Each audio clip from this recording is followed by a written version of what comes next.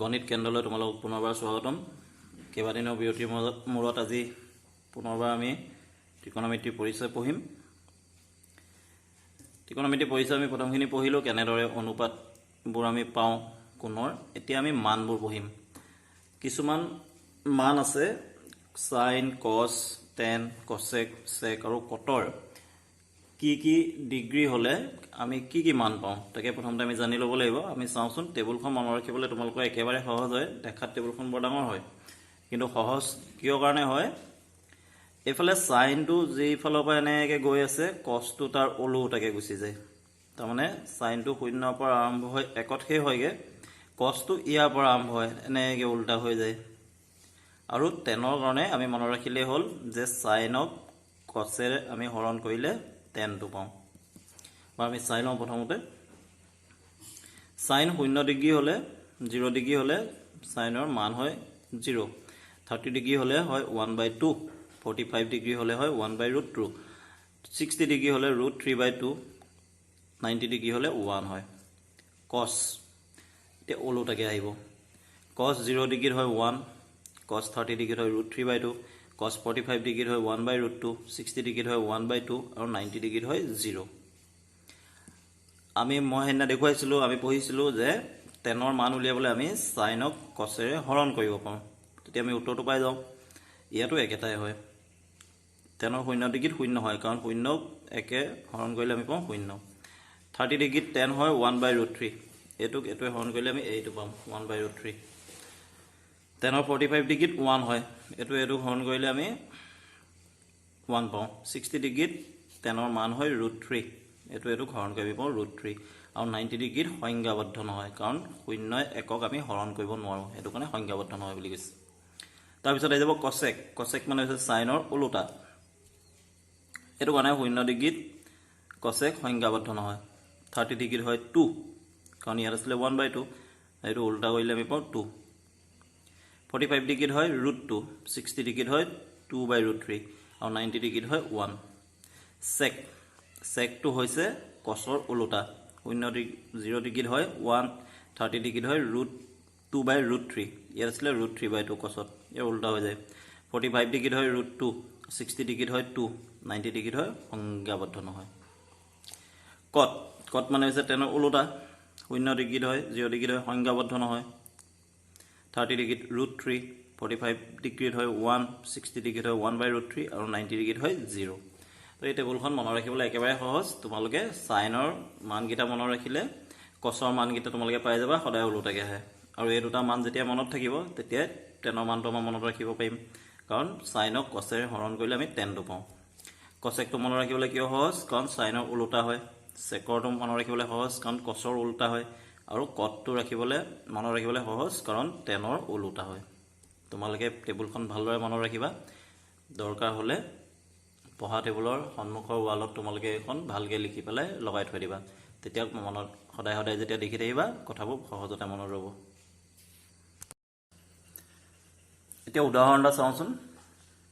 উদাহৰণ 7টো তোমালোকে বাকীবোৰ চাবা, মই সকলোখিনি কৰি দিয়া নাই। উদাহৰণ 6টো তোমালোকে চাবা, উদাহৰণ 7টো মই কৰি দেখুৱাইছোঁ। আমাক কৈছে ত্ৰিভুজ পি কিউ আৰৰ কিউ কোণটো 90 ডিগ্ৰী। যদি পি কিউ সমান 3 চেণ্টিমিটাৰ আৰু পি আৰ সমান 6 চেণ্টিমিটাৰ, তেন্তে এংগুল কিউ পি আৰ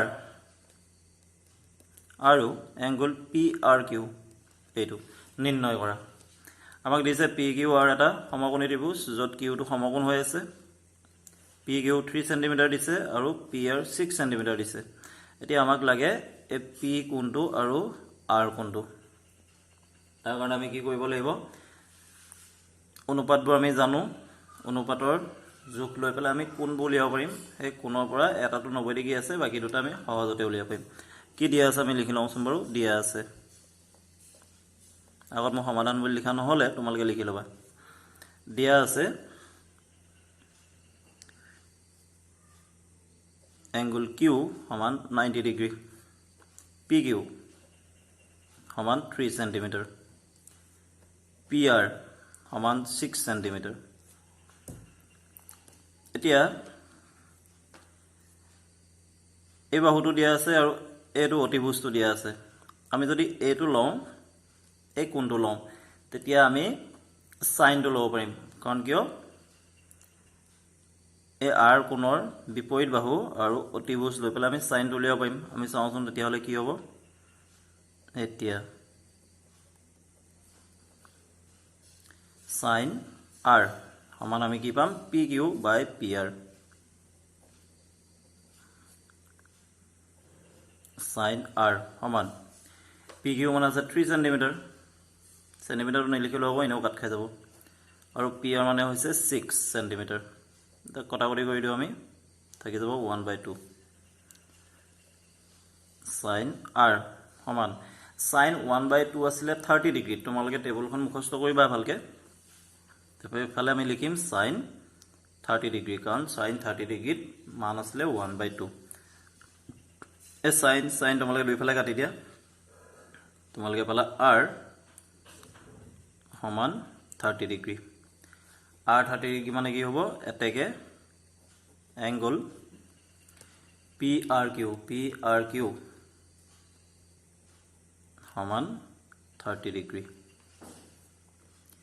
এটো পাই গলো এতিয়া আমাক এটো লাগে QPR লাগে এটা ত্ৰিভুজৰ সকলোকেইটা কোণৰ মান যোগ কৰিলে আমি পাও 180 ডিগ্ৰী 180 ডিগ্ৰী আমি হেতুকে লৈ পেলাই ইয়াত উলিয়াব পাৰো নহলে আমি আকৌ এই মানটো উলিয়াই পেলাই বা এটো লৈ পেলাই কৰিব পাৰো আকৌ অনুপাত আমি উলিয়াও সৰু পাই কৰি অহা কামটোকে আমি কৰো পুনৰ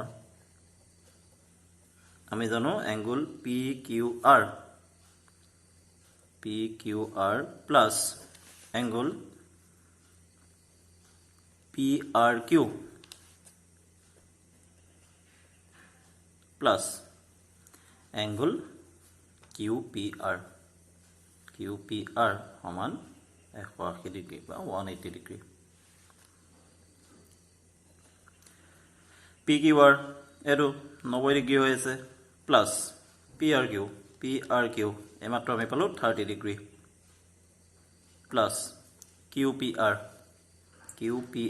এটো লাগে এটোটো আমি নাজানো এটো উলিয়াবলৈ গৈ আছো সমান 180 ডিগ্ৰী এটোটো আমি যোগ কৰি দিম পাম 120 ডিগ্ৰী প্লাস QPR সমান 180 ডিগ্ৰী এটো ৰাখি দিও এটো আমি এফালে লৈ যাও তাহলে আমি পাম QPR সমান 180 ডিগ্ৰী minus 120 ডিগ্ৰী এতেকে angle QPR আমি পাই গলো 60 ডিগ্ৰী একেবাৰে সহজ নহয়নে বাৰু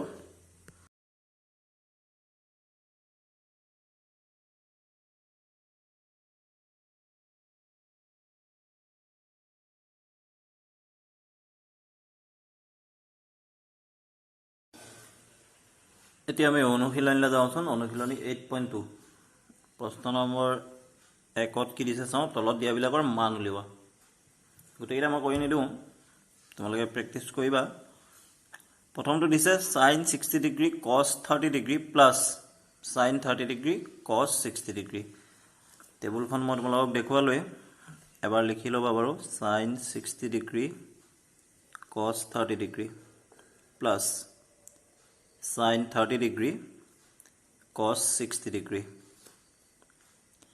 sin 60 ডিগ্ৰী মানে আমি পাইছিলো √3/2 আকৌ cos 30 ডিগ্ৰী মানেও আছিল √3/2 প্লাস sin 60 ডিগ্ৰী মানে sin 30 ডিগ্ৰী মানে আছিল 1/2 আৰু cos 60 ডিগ্ৰী মানেও আছিল 1/2 পূৰণ কৰিলে হ'ল √3 পূৰণ √3 তাৰমানে 3 2 পূৰণ 2 2 গুণ 4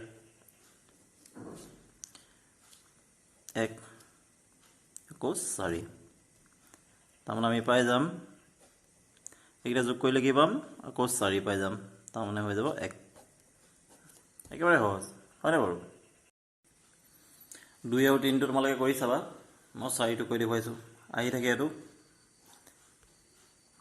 টেষ্টত মেট্ৰিকত বা স্কুলৰ পৰীক্ষাবোৰতো আহি থাকে ভালকে মন কৰিবা sin 30 degree plus tan 45 degree minus cosec 60 degree divided by sec 30 degree plus cos 60 degree plus cot 45 degree ঠিক আছে এবাৰ তোমালোকে লিখি লোৱা sin 30 degree plus tan 45 degree minus cosec 60 degree by sec 30 degree plus cos 60 degree plus cot 45 degree. ते मानबो आमी बहाइले हल यात sin 30 degree तामने किमान आसले 1/2 tan 45 degree तामने आसले 1 cosec 60 degree तामने आसले 2/√3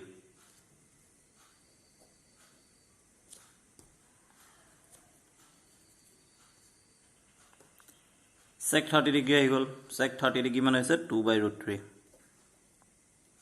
plus cos 60 degree तामने 1/2 plus cot 45 degree तामने 1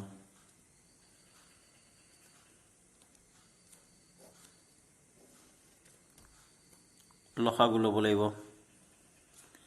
ওপৰত লসাগু কি হৈ যাব 2 * √3 লিখাটো মই অলপ থেপা থেপি হল তোমালোকে ভালকৈ লিখি লবা ইয়াত 2 2 আছে √3 টো নাই তাৰমানে 1 লগত পূৰণ হ'ব √3 হ'ব প্লাস ইয়াতো 1 হে আছে দুইটাই পূৰণ হ'ব 2 * √3 মাইনাস ইয়াত √3 টো আছে 2 টো বেছি আছে 4 হৈ যাব তলত হৈ গেব √3 আৰু 2 আছে তাৰমানে লসাগু হ'ব 2 √3 ইয়াত √3 টো আছে এটো আৰু এটো পূৰণ হৈ যাব 4 প্লাস 2 টো আছে ইয়াত √3 টো পূৰণ হ'ব হৈ যাব √3 প্লাস ইয়াতো দুইটা আহিব 2 √3 অকমান থেপা থেপি হল দেই এই লাইনটো তোমালোকে এটো বেলেগ লাইন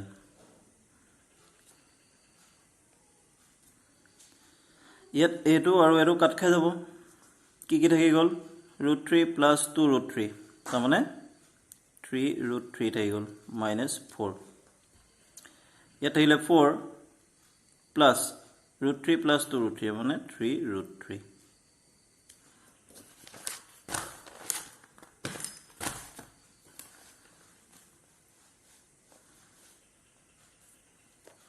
আকৌ এবাৰ লিখি লওঁ কি কি পাইছিলো আমি মই উল্টাকে লিখি লওঁ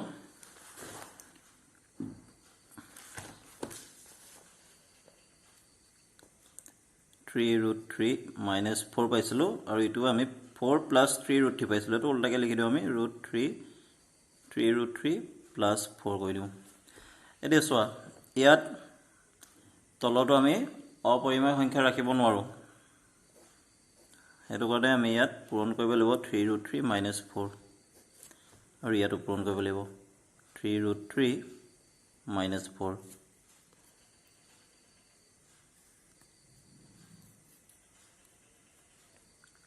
এতিয়া কোডে তোমালোকে পঢ়ি আহিছা যে a + b * a - b তাৰমানে হৈ যায় a² - b² ইয়াতো একেটাই হ'ব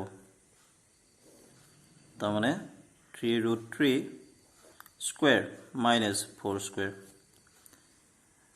এই দুটা পূৰণ হৈ আছে তাৰমানে a - b হোল স্কয়াৰ ফৰ্মুলাটো হৈ আছে তাৰমানে 3 √3 হোল স্কয়াৰ -2 * 3 √3 * 4 plus 4² এই 3 টো স্কয়াৰ কৰিলে আমি পাম 9 √3 টো স্কয়াৰ কৰিলে পাম 3 তাৰমানে 27 হৈ যাব -16 4² মানে 16 এটো কি হ'ব 27 হ'ব -2 * 3 6 * 4 24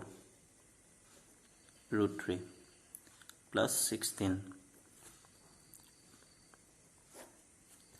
27 plus 16 হৈ গল 43 -24 √3 27 - 16 তাৰমানে 11 এটো পৰীক্ষাত খুব আহি থাকে তোমালোকে ভালদৰে মন কৰিবা খুব প্ৰেক্টিস কৰিবা এটা 5 নম্বৰ চাওঁচোন কি কৈছে 5 cos square 60 degree plus 4 sec square 30 degree minus 10 square 45 degree by sin square 30 degree plus cos square 30 degree ঠিক আছে মানব আমি বহাইলে হল 5 into cos 60 degree তাৰ মানে 1/2 কিন্তু ইয়াত স্কয়াৰ আছে plus 4 sec square 30 degree sec 30 degree মানে আসলে 2/√3 2/√3 square minus tan square 45 degree tan 45 মানে 1 square sin square 30 degree এটা মানে 1/2 square cos square 30 degree এটা মানে √3/2 √3/2 square মাজত প্লাস ঠিক আছে এটো স্কয়ার কৰি দিও 5 into 1/4 হৈ গল প্লাস 4 into এটো স্কয়ার কৰিলে হ'ব 4 এটো স্কয়াৰ কৰিলে হ'ব 3 minus 1 এইটা স্কয়াৰ কৰিলে হ'ব 1/4 প্লাস এটো হৈ যাব 3/4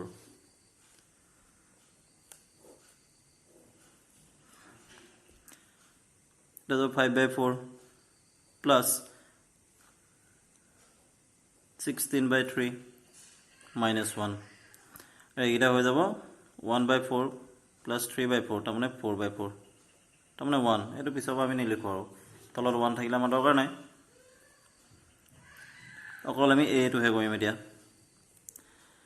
4 আৰু 3 লসাগু হ'ব কিমান 12 3 পূৰণ হ'ব তাৰ মানে হৈ যাব 15 প্লাস ইয়াত আছে 3 এলো 4 পূৰণ হ'ব তাৰ মানে হৈ যাব 64 মাইনাস ইয়াত তলতটো একো নাই তাৰ মানে এটো গুটেটো হৈ যাব 12 15 over 12 গলে মাইনাস কৰিলে আমি পাম 3 3 লগত 64 প্লাস কৰিলে আমি পাম 67/12